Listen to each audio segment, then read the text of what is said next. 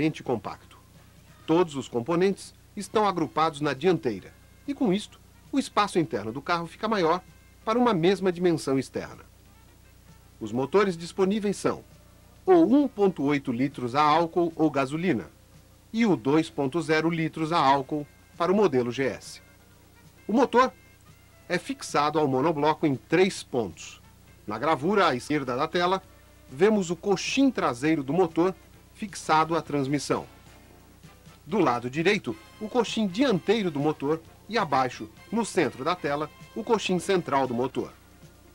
Este é o coxim traseiro do motor, que liga a transmissão ao monobloco. Agora vemos o coxim dianteiro do motor, olhando-o por baixo do veículo. Visto por cima, o mesmo coxim. Este é o suporte central do motor. Ele é preso à transmissão e ligado ao monobloco por um coxim de borracha. Na parte dianteira do motor, são feitas as tomadas de força para os opcionais, bomba da direção hidráulica e compressor do condicionador de ar, além do acionamento do alternador. Este é o esquema do veículo básico. Nesta situação, não existem acessórios. Por este motivo, vemos apenas o alternador. Neste arranjo, aparece o acionamento da bomba da direção hidráulica. Como podemos notar, a bomba é acionada pela mesma correia que o alternador e, neste caso, é inserido um esticador para esta correia. Neste arranjo, vemos o motor acionando todos os opcionais: bomba da direção hidráulica, compressor do condicionador de ar, além, é claro, do alternador. O Cadete é equipado com transmissão mecânica de 5 velocidades e, opcionalmente, poderá ser equipado com transmissão automática THM 125. Neste caso, esta estará equipada com TCC, embreagem mecânica no conversor de torque. Esta embreagem será acionada hidraulicamente, obedecendo 3 comandos: um elétrico, um hidráulico e outro de vácuo do motor. A suspensão dianteira é do tipo McPherson, composta por um braço superior do tipo tubular e por um braço inferior de chapa estampada. No braço superior, alojam-se o amortecedor, o batente de fim de curso e a mola de ação progressiva. A torre é fixada ao alojamento no paralama por 2 parafusos. Removendo a tampa plástica, temos acesso à porca de fixação do amortecedor à torre. Agora, em desenho, vemos a parte superior da torre. Podemos destacar em rosa o batente de fim de curso, em amarelo o coxim de borracha e em verde o rolamento de esferas de ação radial. Neste outro desenho, vemos a torre que forma o braço superior e o braço inferior ligado diretamente ao monobloco em 2 pontos. Na dianteira, a ligação é feita por uma bucha e na traseira por um mancal. A suspensão é dotada de barra estabilizadora, que interliga os 2 braços inferiores ao monobloco. A suspensão traseira é do tipo torsional, com molas do tipo barril de ação progressiva. Este veículo está equipado com amortecedores de altura regulável na traseira, opcional que permite o nivelamento do veículo quando colocamos carga no porta-malas. A correção da altura é feita injetando-se ar comprimido em uma válvula apropriada localizada no interior do porta-malas. O sistema de freios é hidráulico, com distribuição cruzada de pressão, disco ventilado e pinça flutuante na dianteira e tambor com pressão controlada na parte traseira. O cilindro mestre é duplo e servo-assistido e tem, nas saídas para as rodas traseiras, 2 válvulas proporcionadoras de pressão.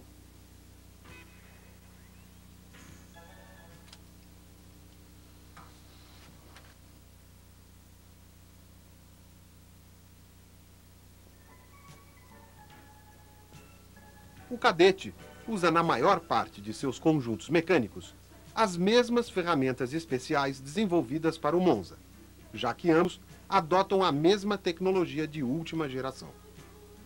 Por este motivo, com o seu lançamento, somente 10 novas ferramentas especiais foram desenvolvidas.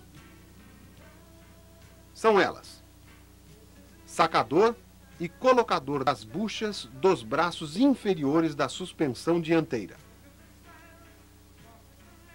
Dispositivo guia para montagem dos amortecedores.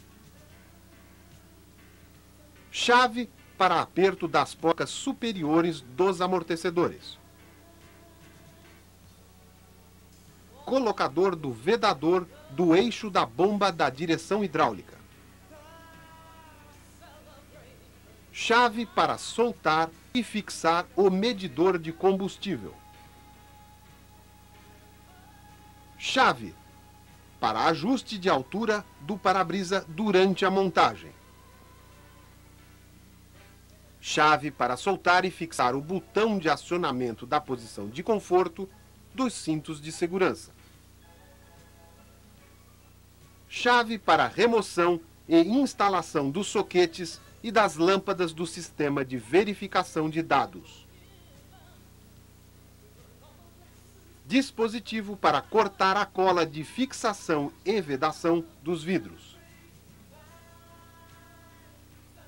E, finalmente, o colocador dos vedadores de válvulas do motor. O uso dessas ferramentas é extremamente simples. A única ferramenta cujo uso não é intuitivo é o do dispositivo para corte da cola dos vidros. Sua utilização será demonstrada a seguir.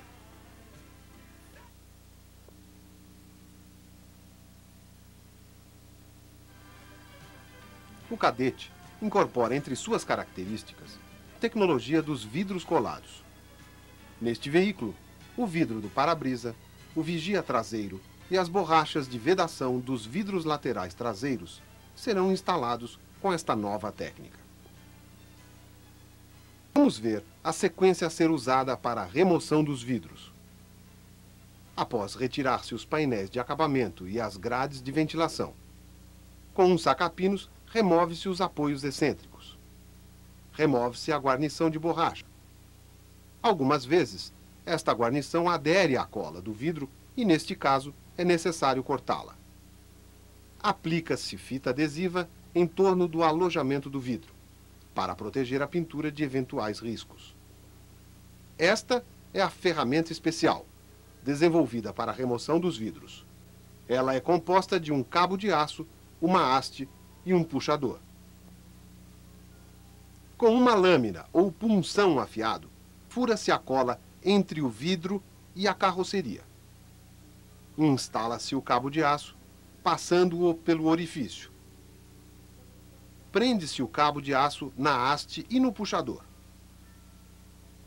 Com a haste, cria-se uma alavanca de apoio para o cabo de aço e, com o puxador, traciona-se o cabo, cortando a cola. Desloca-se a haste e repete-se a operação para um novo trecho. Após o corte em toda a extensão da cola, instala-se ventosas e remove-se o vidro. Apoia-se o mesmo em local apropriado e, com uma lâmina ou espátula afiada, remove-se o excesso de cola. A mesma limpeza deverá ser feita na carroceria, no alojamento do vidro. Note-se que, em ambos os casos, não é necessário a eliminação total de resíduos de cola.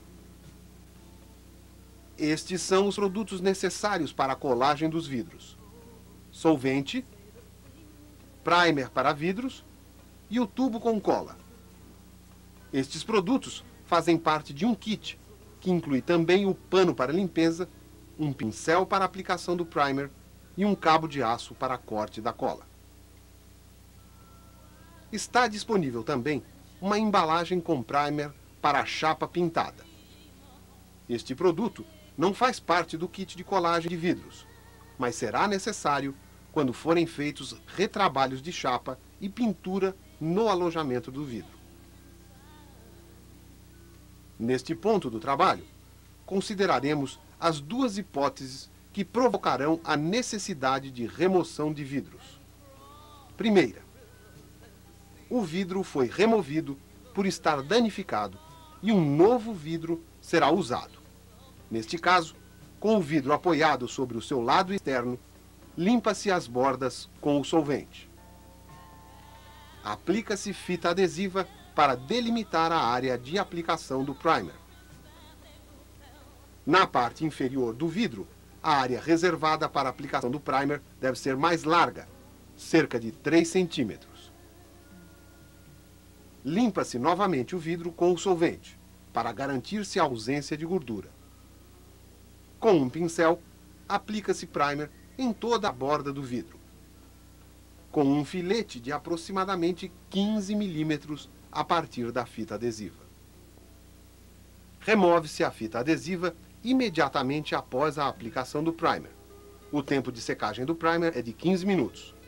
Segunda hipótese, o vidro foi removido para reparos na chapa.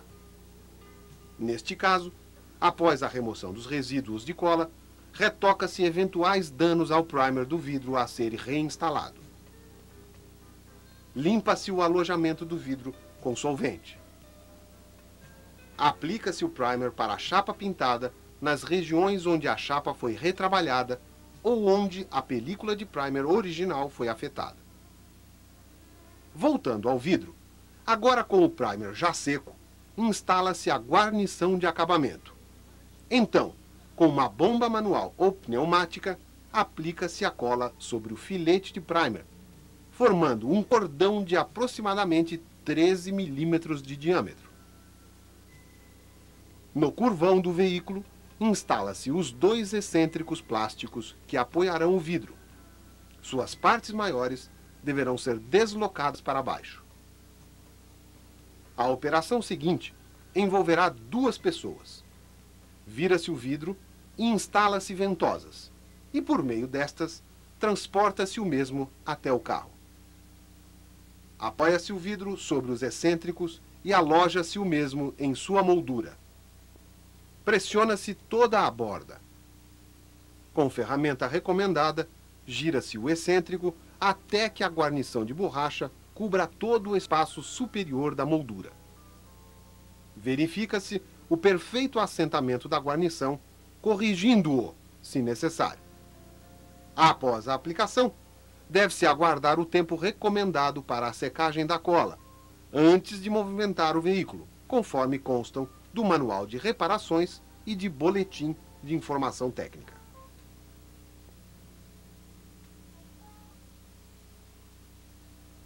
Vamos agora apresentar os equipamentos opcionais que estarão disponíveis para o cadete. As informações a seguir darão noção do funcionamento destes conjuntos. Estas informações deverão ser transmitidas aos clientes para que eles tirem o máximo proveito dos opcionais instalados em seus veículos. Sistema de regulagem manual de altura. Este sistema permite corrigir a altura do veículo quando a carga tende a baixar a sua parte traseira. Este tubo, interligando os 2 amortecedores traseiros, possui uma válvula no canto traseiro direito dentro do porta-malas, por onde injeta-se ar comprimido, levantando a parte traseira do carro. Com isto, evita-se o problema de facho do farol desajustada por carga nas viagens noturnas, assim como garante-se melhor estabilidade do veículo. Neste desenho, mostramos em amarelo o compartimento onde será comprimido o ar. A pressão mínima recomendada é de 12 libras por polegada quadrada, para que não ocorram danos na borracha em azul.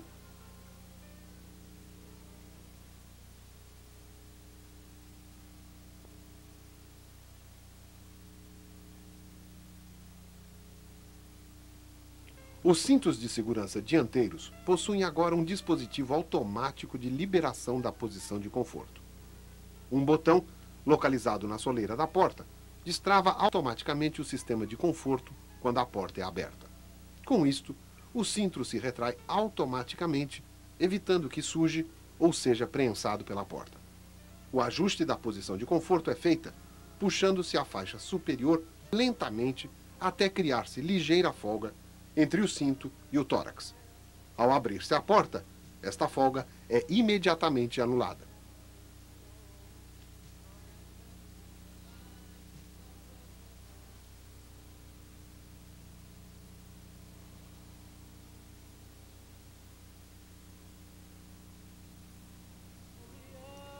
Este equipamento, cujo nome é Sistema de Verificação de Dados, oferece continuamente ao motorista informações sobre dispositivos importantes do veículo. O instrumento visível é um conjunto com 7 lâmpadas situado na parte central da almofada do painel. Ao ligarmos a chave de contato, as 7 lâmpadas acenderão para que o funcionamento destas seja testado. Após 4 segundos, 6 deverão apagar-se, permanecendo acesa a segunda da esquerda para a direita. Esta lâmpada representa o funcionamento da luz de freio. Para que ela se apague, o motorista deve acionar o pedal de freio. Vamos mostrar, pela ordem, o funcionamento de cada uma das lâmpadas indicadoras. A primeira indica a queima dos faróis baixo ou das lanternas traseiras. O sistema acusará o defeito quando o circuito for acionado e houver lâmpadas queimadas no sistema. Como o sensor avalia passagem de corrente no circuito testado, se houver interrupções de fios ou fusíveis, a lâmpada indicadora acenderá, acusando o defeito.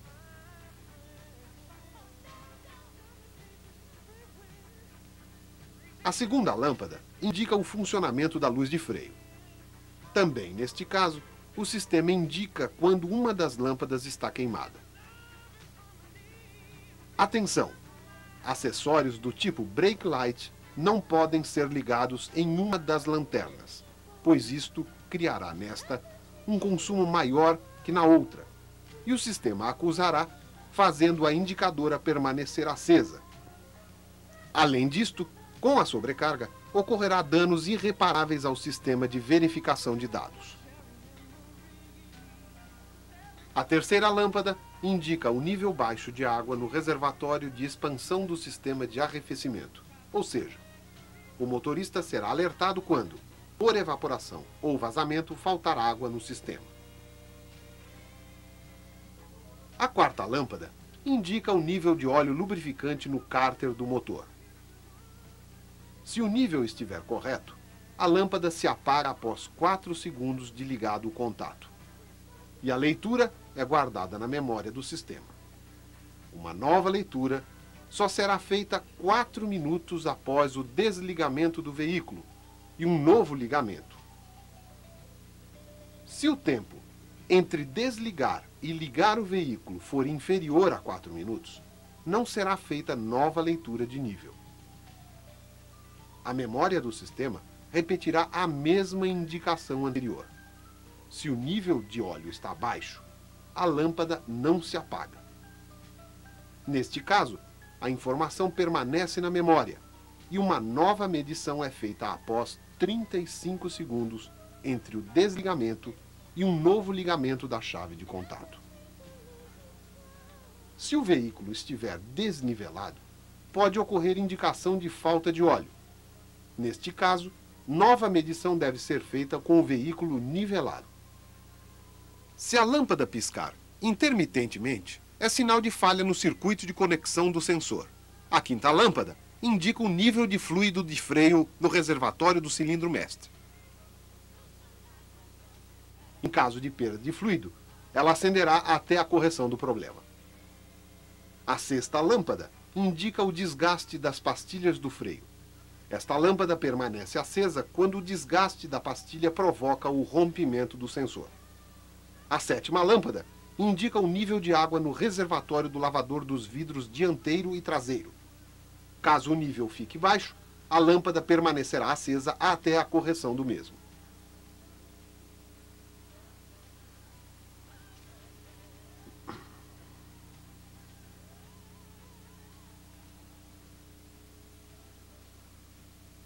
O sistema condicionador de ar integrado a ser usado no Cadete é o mais completo possível. O conhecimento de cada uma de suas funções é indispensável para o melhor aproveitamento dos recursos que este sistema oferece. Na posição desligado, o sistema permite entrada de ar externo para o interior do veículo, renovando o mesmo rápida e eficientemente. Nesta posição, o ar entra no veículo pelos difusores frontais. Se o usuário quiser eliminar esta renovação de ar, basta fechar os difusores. Entretanto, se o ar estiver muito frio, é possível aquecê-lo, acionando-se o controle de temperatura que forçará a passagem do ar ou de parte dele pelo radiador do aquecedor. Esta é a posição de frio máximo. O compressor do condicionador de ar começa a funcionar. A circulação de ar é feita com o próprio ar existente dentro do veículo. Com a recirculação, a temperatura ambiente cai rapidamente e o ar é desumidificado, provocando a sensação de conforto.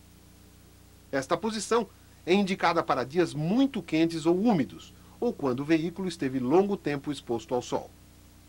Deve também ser usada no trânsito congestionado, pois nesta posição é reduzida ao mínimo a entrada de ar externo poluído. Apesar desta posição ser para frio máximo, o usuário poderá aumentar a temperatura interna do veículo, acionando o controle de temperatura se o desejar.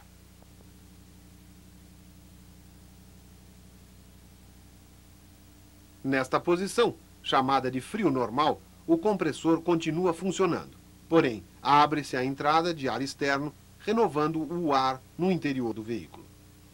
Para maior conforto, o usuário poderá desviar parcial ou totalmente o fluxo de ar para o radiador do aquecedor, conseguindo assim uma temperatura que lhe dê maior conforto.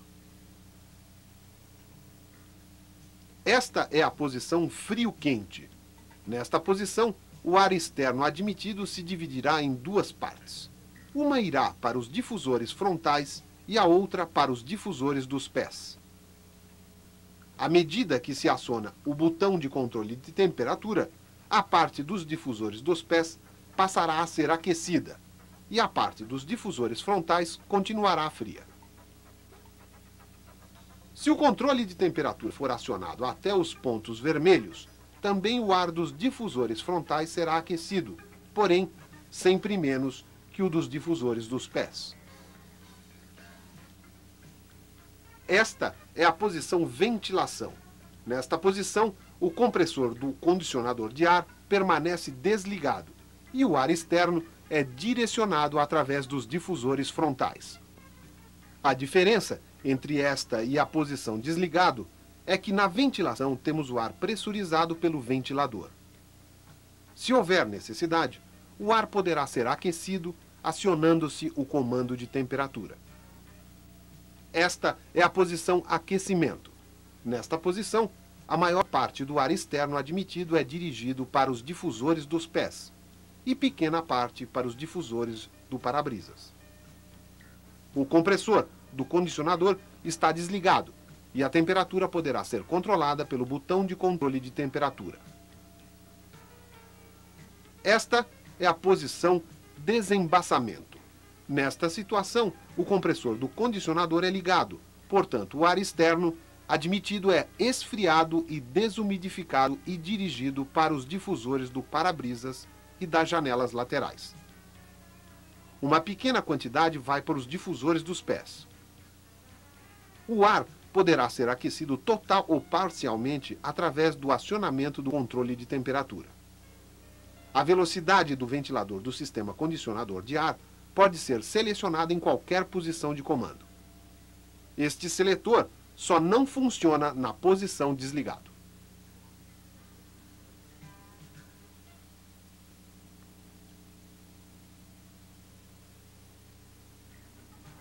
O computador de bordo é um dispositivo processador de dados que fornece ao motorista informações que o ajudam a dirigir com economia e segurança. Os dados são fornecidos por um medidor de vazão de combustível, por um sensor que mede a distância percorrida, por um sensor de temperatura do ar externo e por um sensor que mede a quantidade de combustível existente no tanque. Este é o computador de bordo visível ao motorista. Ele possui 3 botões de comando. Pela ordem, o primeiro da esquerda, chamado de função relógio, quando acionado, traz ao visor a hora. O do centro é o seletor de funções, ou seja, cada vez que é pressionado, muda a função apresentada no visor. O botão da direita é a tecla 0, Ou seja, quando pressionado com o visor em uma determinada função, esta reinicia as medições e cálculos a partir deste instante. Com o visor na função hora, vamos acertar o relógio. Aperta-se a tecla 0 e a hora marcada começará a pulsar. Pressionando-se a tecla relógio, o valor pulsante mudará em uma unidade. Repete-se a operação até conseguir-se o valor desejado. Pressionando-se novamente a tecla 0, os minutos pulsarão. Na tecla relógio, muda-se para o valor correto. Pressionando-se mais uma vez o 0, o relógio funcionará normalmente. A primeira função conseguida pelo acionamento da tecla função é o consumo instantâneo, ou seja, quanto o veículo está consumindo de combustível a cada instante. Este valor é fornecido em quilômetros por litros para velocidades acima de 10 km por hora e em litros por hora para o veículo parado ou para velocidades inferiores a 10 km por hora. Pressionando-se novamente a tecla função, o visor mostrará o consumo médio de combustível a partir do último zero na função até o momento da leitura. Se neste momento for pressionada a tecla 0, o equipamento inicia uma nova medição de consumo médio. Pressionando a tecla função, aparece no visor a função velocidade média, calculada desde o último zero na função até o momento da leitura. Este cálculo leva em conta inclusive o tempo em que o veículo esteve parado, com a chave do contato ligada. Para se obter a velocidade média de um percurso, deve-se zerar o computador na função no início do trecho a ser percorrido. Pressionando-se novamente a tecla função, aparece no visor a autonomia, ou seja, quantos quilômetros poderão ser percorridos com o combustível existente no tanque, considerando-se o consumo médio dos últimos 30 minutos.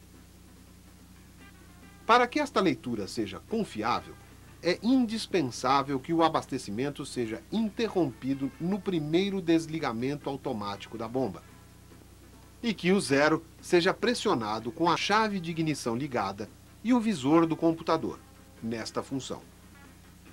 Este procedimento deve ser seguido sempre que se coloque mais que 5 litros de combustível no tanque. Quando a autonomia for igual ou menor que 50 km, o visor virá automaticamente para esta função e pulsará. Nesta condição, as outras funções poderão ser acessadas, mas o visor retornará para a função autonomia após 10 segundos. A próxima função é a de cronômetro. Este é disparado ao pressionar-se a tecla 0. Novo pressionamento desta tecla para o cronômetro. Um terceiro acionamento faz o cronômetro voltar a 0. A última função, temperatura, registra em graus Celsius a temperatura do ar externo. Em função da localização do sensor, adiante da admissão de ar para o radiador, as leituras se tornam exatas para o veículo, desenvolvendo velocidades superiores a 15 km por hora.